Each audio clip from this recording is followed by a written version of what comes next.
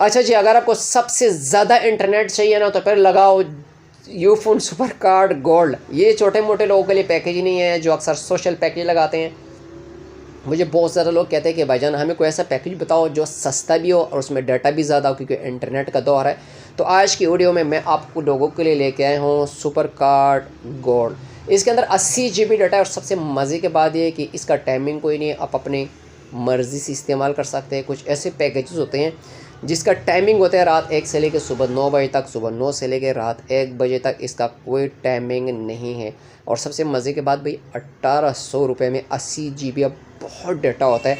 मैं तो पहली बार इतना बड़ा पैकेज देख रहा हूँ। अगर अमूमन हम बाकियों को देखें तो 2300, 2500, 2600, 2200 तक हम कोई पैकेज नहीं है। 1800 रुपये तो कुछ भी नहीं है। बहरहाल और है भी 80 GB डाटा, उसका टाइमिंग भी नहीं है।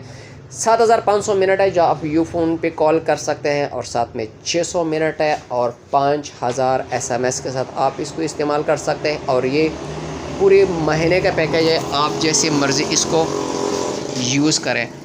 आप इसको इजी पैसा, जेएस कैश कहीं से भी एक्टिवेट कर सकते हैं। तो हमारे आज की वीडियो थी सुपर कार्ड गोल्ड पर। अगर अच्छी लगी है लाइक ज़रूर करें, अपने भाई को अपने दुआओं में याद रखें। मिलेंगे अगली किसी नए वीडियो के साथ। बहुत बहुत शुक्रिया।